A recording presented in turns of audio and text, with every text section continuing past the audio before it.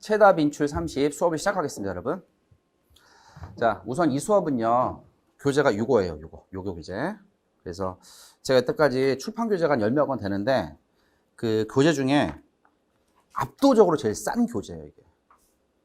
그래서 보통 페이지 수나 뭐나 그래서 가격이 꽤 나갔었는데, 이거는 요즘 트렌드에 맞게 좀 더 그 압축된 걸 해야겠다. 그래서 간단하게 우선 먼저 말씀드리면 우리 어떤 컨텐츠로 공부하는지를 알아야 되니까. 그래서 그 네이버 같은 데 검색하시면 제가 제일 많이 뜨는 게 독한 독해 중에서 1.0이 가장 많이 뜨는데 1.0 나중에 여러분이 나오고 할 수 있어요. 할 수 있는데 기존의 1.0은 두 권이에요. 그래서 첫 번째가 이론서고 두 번째가 워크북. 이 워크북 쓰는데 내가 사실 시간이 좀 되게 많이 걸렸는데 이론서하고 워크북을 다 합치면 한 600페이지, 700페이지 돼요. 굉장히 두껍죠. 그런데 이 책은 그 이론서가 300페이지 좀 넘는데 그 300페이지 넘는 것 중에 써놨죠. 30이라고. 그래서 이 최다 빈출 30이라고 해가지고 계속해서 선생님이 구문 강의든 뭐든 독해 강의 하다 보니까 물론 다 중요하지만 그 중에서 더 빈출되거나 더 많이 나오는 게 있잖아. 그죠? 그래서 그것만 엑기스로 뽑아놓은 그 책입니다. 그래서 이 책 같은 경우는 뭐 편입, 뭐 공무원, 모든 학생들이 다 볼 수 있는 거니까 어디서든. 그래서 요 강의는 이제 요 책으로 한다. 이렇게 보시면 되겠고요. 뭐 앞에 보면 간단한 제 양력이 있으니까 참고하시면 되겠고, 이게 전체가 그 총 30개예요. 그래서 항상 여러분이 앞으로 어떤 공부하든지 간에 목차를 먼저 한번 보세요. 특히 목차가 중요한 건 구문책하고 문법책 목차가 되게 중요해.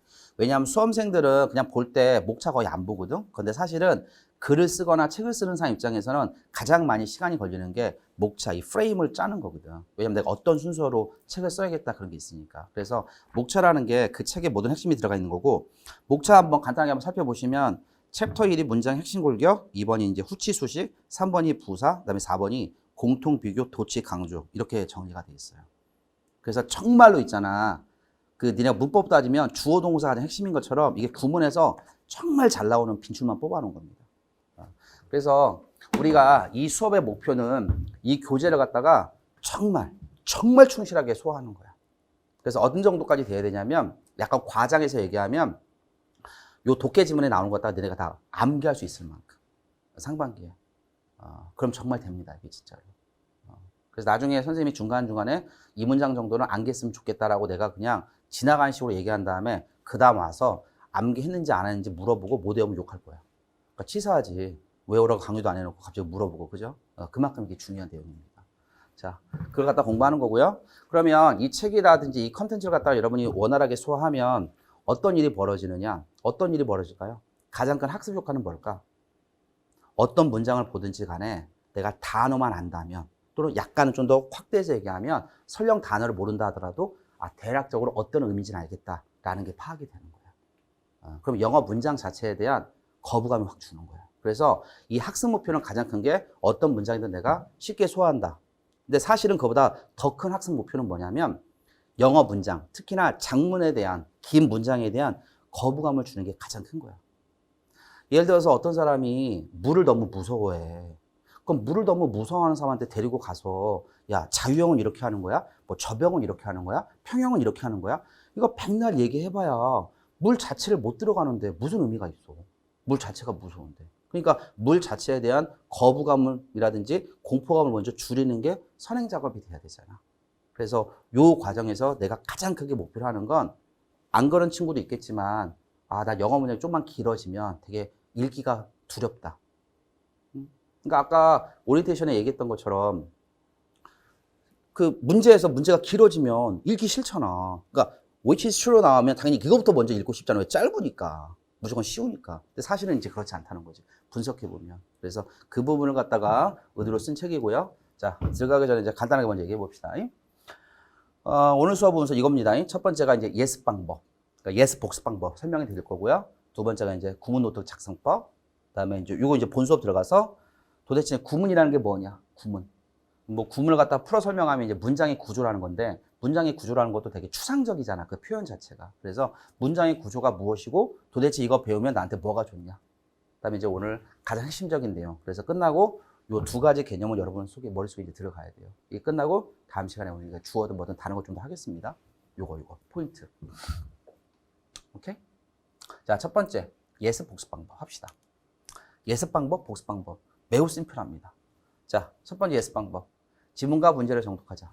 자, 우리가 수업을 할 때 이게 두 가지로 하죠. 하나는 이제 구문 수업하고 또 하나가 다음 주에 하겠지만 이제 문풀 수업까지 병행하죠. 그래서 뭐 문풀이 있을 때 문제 푸는 거고 없을 때는 이제 지문만 보는 건데요. 하여튼 지문과 문제를 갖다가 꼼꼼하게 정독하자. 그다음에 당연한 얘기 아니니까 당연히 내가 모르는 어휘가 있으면 어휘를 정리해야겠죠. 그래서 그 어휘는 여기 어휘 수업이 있지. 없니? 있니? 있어? 없어? 몰라? 커리 몰라? 여기 어휘 선생님 오시는 것 같은데? 나중에 혹시나 없으면 내가 이거 어떻게 하는지 알려줄게. 있으면 이제 그 선생님 전문가시니까. 어휘 정리하시는 거고요. 그 다음에 요게 이제 포인트야. 구조 파악이 안 되거나 좀 애매한 문장은 노트에 정리하는 거야. 그러니까 내가 그 너희들한테 모르는 단어장에 정리하라고 하면 애들이 되게 끄덕끄덕 하면서 그 단어 정리하면 되겠지라고 생각하는데 내가 모르는 문장이나 애매한 문장은 구문 노트에 정리해 그러면 이거 되게 생소하게 생각해. 근데 이게 이제 진짜 중요해. 이게 상반기 이거 진짜 해야 돼. 이게 나중에 중반기나 하반기 가면 이거 할 시간이 없어. 할 수도 없고 사실은. 그래서 요거 진짜 중요하거든요. 요거 강조하고요. 자, 그 다음에 복습 방법은 뭐냐면 쉬워. 내가 예습하다가 이해가 안 되는 문장을 갖다가 좀 따로 정리해놨잖아. 그럼 선생님이 이제 수업 때 그걸 강조했겠지. 이런 문장 이렇게 보는 거야. 이렇게 해석하는 거야. 이걸 어떤 구조로 돼 있어. 강조했으면 나중에 배웠던 내용을 갖다가 자기가 한번 해봤던 걸 갖다가 다시 한번 분석하고 해석해 보는 거지. 심플하죠. 그 다음에 이거. 나는 내가 예습할 때는 잘 몰랐는데 수업하다 보니까 루디쌤이 이건 되게 중요해. 이 문장 외워라고 얘기했어. 그럼 그 문장 따로 정리하는 거죠. 그럼 나중에 있잖아. 어떤 일이 벌어지냐면 내가 단어장 정리하면 이래 들고 다니면서 막 단어 이렇게 자주자주 봐야 되잖아. 그치? 마찬가지로 이것도 구문 노트 짧게 정리해가지고 단어장 보는 것처럼 자주자주 보는 거야. 그래서 제일 중요한 건 문장에 대한 거부감, 문장에 대한 두려움이 없어져야 돼. 그게 영어에서 사실 제일 중요해. 문법이든 독해든 그 다음 단계고 영어 자체에 대한 거부감 자체가 줄어드는 게 요거. 오케이? 이해하십니까? 자, 요게 우리 그 인강생들한테 좀 잘 보일지 모르겠는데 선생님 이제 카페에 올라와 있는 것 중에 내가 이제 좀 샘플로 볼 수 있는 거 같이 우리가 참고할 수 있는 거 그다음에 아까 오리엔테이션 참고하세요 여러분. 오리엔테이션 보면 제가 카페에 어떻게 찾아가라고 다 설명드렸으니까 거기 가면 이제 베스트 과제 인증이라든지 과제 인증 가면 이런 게 이제 몇천 개 올라가 있습니다. 그중에 자기가 이제 편한 거 샘플링해서 그 다른 사람 이런 컨셉으로 하면 참 좋은데 이렇게 보시면 되겠고요. 자, 이거 같은 경우는요. 내가 지금 요 문장 설명하는 건 아니고 자, 이 친구 같은 경우는 이제 어떤 부분이 되게 좋냐면 우선 이렇게 이제 끈넓게 한 거 이거는 뭐 당연하겠죠. 이제 나한테 배웠으니까 이게 된 거고 이거 보면 이제 자기가 이렇게 해석을 했어. 해석을 한 다음에 1차적으로 자기가 해석을 하고 그다음에 해설지 해석이 이렇게 있겠지. 그래서 요거하고 이걸 자기가 비교해 가지고 이런 식으로 이렇게 X표 긋고 이렇게 자기가 이렇게 다 고쳐 놓은 거야. 요게 진짜 효과가 좋아 이게 너희들이 눈으로 대충 보고 무슨 뜻인지 알겠다라는 거 하고 있잖아. 한번 해봐 직접 손으로 한번 써봐. 이게 진짜 느낄 거야 이게. 이거는 영어 독해할 때 말고도 언제도 되게 많이 차이가 나냐면 내가 귀로 대충 들었을 때 알겠다라는 거하고 내가 영어로 직접 구사해서 얘기하는 거는 또 되게 많이 달라. 그래서 이걸 여러분이 정말 해보면서 느껴야 돼요. 내가 그동안 너무나 감으로 너무 그냥 두리뭉실하게 해석하고 이해했구나. 근데 두리뭉실하게 해석하고 이해하면 나중에 점수 나오는 것도 두리뭉실할 수밖에 없어. 그러니까 되게 불안할 수밖에 없는 거야. 강조합니다. 그래서 유학생이 되게 좋은 거는 이런 식으로 꼼꼼하게 해놓고 이렇게 X표 찍고 개별적인 첨삭을 해놨다. 여기도 마찬가지. 그 다음에 이 친구 같은 경우는 왼쪽에다가 요 독해 지문에서 자기가 모르는 단어 같은 게 따로 정리하는 거지. 이렇게 따로 정리하고 나중에 요 정리한 단어 중에서 이 단어는 특히나 더 안 외워진다. 이런 것만 조그만 수첩에 옮겨 적는 거야. 요게 이제 단어장 만드는 요령이거든. 또 말씀드리겠지만 이런 거. 이제 이게 좋다는 거고요. 자, 두 번째 보면 이 친구는 이제 좀 좋은 점, 장점이 뭐냐면 이런 식으로 자기가 이제 예습을 하면서 쭉 이렇게 이제 끈넓기는 똑같이 했어. 그런 것도 했는데 이런 식으로 자기가 해석이 안 되거나 생소하거나 잘 이해 못하는 건 잘 이렇게 표시를 해놨어.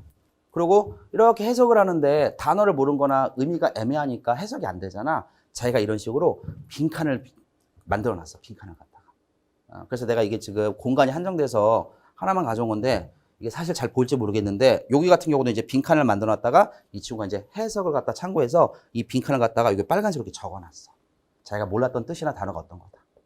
그래서 난 이 방법도 되게 좋은 것 같아. 그러니까 내가 너희들한테 여러 가지 샘플을 보여주는 거야. 이 중에 자기한테 가장 맞는 걸 자기가 찾는 거야. 아니면 이거를 갖다가 말고 또 다른 방법 자기 스타일대로 만들어도 되고 제일 좋은 건 자기가 만드는 거니까. 이거 되게 좋은 거. 이거 되게 참신했던 것 같아. 사실 이 방법은 있잖아. 내가 예전에 선생님이 유학할 때 리스닝하고 딕테이션 할 때 내가 쓰던 방법이야. 막 받아 적어 영어를 갖다가. 근데 이거는 아무리도 무슨 단어인지 모르겠어. 그때 항상 어떻게 하냐면 그냥 한글로 써. 소리 나는 대로. 예를 들어서 뭐 considerable 이렇게 써놔 그냥. 그다음에 나중에 영어를 보니까 아, 이 단어를 이렇게 발음하는구나. 그럼 이게 다음부터 되게 잘 들려 이게. 하여튼 이런 방법을 참고해서 한 거고요. 자, 요거는 아까 오리엔테이션 때도 여러분 봤을지 모르겠지만 요거 같은 경우는 이제 보면 이런 식으로 표시도 잘 했고요. 그 다음에 이게 주어다, 동사다. 이제 요 동사도 이제 저하고 나중에 배워야죠. 동사도 이제 문장 동사, 절동사 두 가지로 나눠야 돼. 너네가 문법에서 배우는 건 자동사, 타동사 배우는 건데 자동사, 타동사는 독해하고 아무 상관이 없어. 누가 독해 분석하면서 이게 5형식이니 4형식이니 누가 분석을 하니. 그러니까 알면 좋겠지만 그거는 적용되는 데 한계가 있다는 거야. 우리가 국어 언어 영역 풀면서 맞잖아. 관형, 사형, 어미, 주격, 조사 이렇게 분석하면서 읽지 않잖아 우리가. 쭉쭉쭉 보면서 포인트 위주로 읽는 거지. 영어도 마찬가지야 사실은. 그래서 요 같은 경우는 이런 식으로 구문 분석 잘 해놨고 여기 끊어읽기도 잘 해놨고 여기 표시 잘 해놨고 그 다음에 자기 해석 이런 식으로 잘 해놨고 다만 이제 이 친구는 다 좋아. 다 좋은데 약간 내가 봤을 때 약간 보완했으면 하는 점이 뭐냐면 사실 이제 요거는 자기가 해석을 잘해서 하긴 한 건데 이렇게 했잖아. 그럼 이제 요거 갖다가 그 해석본을 참고해서 뭐라고 해야 돼? 약간 첨삭 수정이 좀 더 보완됐으면 좋겠다. 이게 포인트고 만약에 선생님 제가 이렇게 해석했는데요. 해설지 해석하고 거의 똑같아서 첨삭할 게 없었어요. 라고 한다면 결론적으로 그 문장은 나중에 구문 노트에 따로 정리할 필요가 없는 거야. 똑같아. 내가 아는 단어인데 굳이 뭐 그 단어장이 뭐로 적어. 아는 단어인데. 모르는 거 위주로 내가 적어서 들고 다녀야 되지. 그래서 이런 식으로. 이것도 깔끔하게 정리 잘 해놨어요. 근데 중요한 건 깔끔하고 안 깔끔한 거는 그게 크게 중요한 게 아니에요. 이거 어차피 누구한테 검사 받거나 누구한테 보여주는 게 아니라 자기가 공부하면서 자기 머릿속에 잘 들어가면 되는 거니까. 그래서 카페 가시면 이런 식의 베스트 과제 인증이라고 해서 제가 샘플 많이 올려놨고 그 다음에 실제로 과제 인증 지금도 계속해서 올라오고 있어요. 올라오고 있으니까 여러분 참고하셔서 자기한테 가장 잘 맞는 거 고르면 되겠어요. 오케이? 이 구문 노트 할 때 내가 제일 강조하는 건 우스갯소리가 아니라 노트가 자기가 마음에 들어야 돼. 진짜로. 그래서 이거 시간을 들여가지고 여기 앞에 저 있잖아. 가갖고 이것저것 많이 봐. 아니면 가까운 교보문 걸어갈 수 있으니까 거기 가서 문구류 가면은 노트 되게 많아. 그래서 정말 제가 그 노트를 볼 때마다 보고 싶어요. 앞 표지부터. 나 내가 책 쓸 때 있잖아. 이거 여러분이 어떻게 생각하는지 모르겠지만 이거 디자인 내가 한 거야. 출판사에서 디자인해줘. 근데 다 내 마음에 안 드는 거야. 그래서 기존에는 여기 막 그림도 들어가고 그 네이버 검색하면 알겠지만 내 기존 책 보면 여기에 고양이 사진 들어가 있어. 왜냐면 내가 원체 고양이를 좋아해가지고. 그것도 내가 그렇게 강하게 빈 거야. 그래서 고양이 이렇게 두 눈이 저거 두 눈이 이렇게 강렬하게 꼬라보는 디자인 해달라고 이렇게 내가 컨셉을 준 거거든. 그래서 요 중간중간에 보면 이 고양이 발바닥 그림 많이 들어가 있어. 내 책에 이제. 근데 이제 이거는 이번에 컨셉을 갖다가 그렇게 하지 않고 그냥 되게 심플하게 갔으면 좋겠다라고 내가 이제 만든 디자인이거든. 그래서요, 여러분 구문 노트에서 가장 중요한 건 진짜 노트가 이뻐야 돼. 그러니까 이쁘든 안 이쁘든 그거는 개인 취향이잖아, 개취잖아, 그지? 그러니까 하여튼 자기가 보고 싶은 거, 자기가 마음에 드는 노트에다가 적어야 된다고. 이해하시죠? 자, 요게 이제 예습, 복습 관련된 방법 동의하죠? 그런 식으로 예습하면서 적어두고 그래서 내가 예습을 하면서 이런 문장 만약에 적었다고 칠게 잘 이해가 안 돼서 그지? 그럼 자기가 한번 해석도 해보고 그 다음에 나중에 수업을 들은 다음에 선생님이 이 문장에서 이렇게 보는 거라고 내가 강조했어. 그럼 그 내용을 통해서 자기가 이거 했던 걸 다시 한번 반복하는 거지. 이거보다 더 효과적인 학습 방법은 지구상에 존재하지 않아. 이게 가장 효과적인 학습 방법이야. 만고불변의 진리입니다. 이렇게 하고 아까 내가 말한 것처럼 지문 분석하고 문제 분석 내가 문제 분석할 때 하면 니네가 상상을 못할 만큼 별의별 스킬을 다 알려주거든. 근데 독해 점수 뭐 안 올라가겠냐? 그 독해 점수 못 맞추겠냐? 못 맞추는 게 경이롭죠. 동의하죠, 여러분? 이렇게 반드시 하십시다. 되셨죠? 자, 여기까지가 이제 우리가 들어가는 요 최다 변출 관련돼서 대략적인 인트로 수업이고요. 자, 여기서부터 이제 갑시다. 여기서부터 이제 본수업. 이게 이제 책에 있는 내용인데 여러분들 책 참고해서 보시면서 오늘은 여러분이 첫날이고 예습이 잘 안 돼 있을 것 같으니까 선생님이 이거 고려해갖고 좀 천천히 나갈게요. 자, 한번 보세요. 구문이랑. 잘 봐.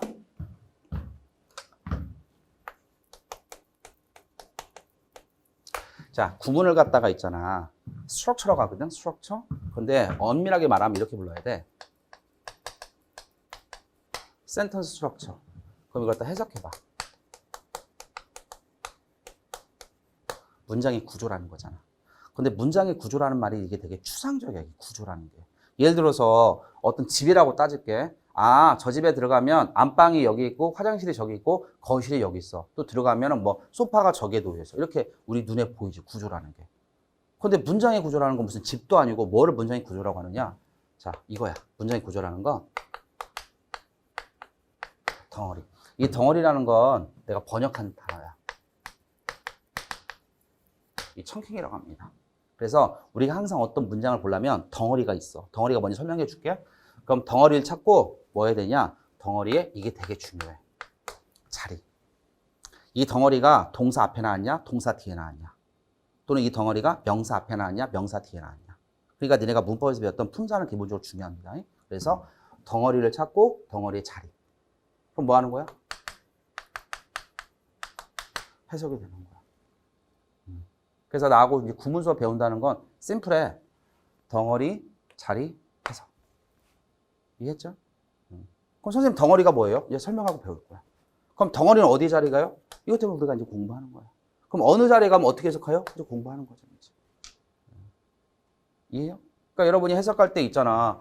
한국말 토시로 할 때 은, 는, 이, 가, 을, 를, 뭐뭐, 에게 이런 식의 조사나 토시만 알아도 해석이 되게 매끄러워지잖아. 그러니까 내가 해석했을 때는 약간 자연스럽지 않은데 선생님이 해석하면 되게 자연스러운 가장 큰 이유 중에 하나가 뭐야? 요거잖아. 그러니까 선생님들은 해석할 때 이 부분을 갖다가 자연스럽게 국어적으로 잘 녹여내니까 들었을 때도 이해가 되잖아. 그러니까 어떤 문장도 내가 해석이 어색했을 때는 읽어도 잘 이해가 안 되고 선생님이 해석해주면 이해가 잘 되니까 내 답도 잘 보이는 거고. 여러 가지 이유가 있겠죠. 첫 번째 이유가 이거 이유고요. 두 번째가 이제 이거죠. 단어인데 단어를 갖다가 문맥에 맞게 뭐 하는 겁니까? 의역하는 거죠. 문맥에 맞게. 와, 선생님 이건 어떻게 해요? 요거는 시간이 걸려. 그러니까 요거는 나하고 2달 정도 빡세게 공부하면 이거는 80% 90%가 다 소화가 되는데 이거는 사실 약간 내공이 걸려. 그럼 이 부분은 계속 시간이 많이 걸리면 결국 안 될 수도 있겠네요. 안 될 수 있진 않아요. 시간이 좀 더 걸리는 것 뿐이지. 그리고 사실은 점수가 확득된다 안 된다의 가장 결정적인 요인은 물론 이것도 중요하긴 하지. 하지만 이 부분이 훨씬 더 많은 부분을 차지하고 있습니다. 이거 좀 강조합니다, 여러분. 자, 그러면 아까 잠깐 얘기했다시피 이 영어하고 있잖아. 한국어. 요 가장 큰 차이가 뭘까? 이거야. 자, 이거 꼭 기억하자. 영어에서는 뭐가 제일 중요하냐면 자리, 위치가 중요해. 영어에서는.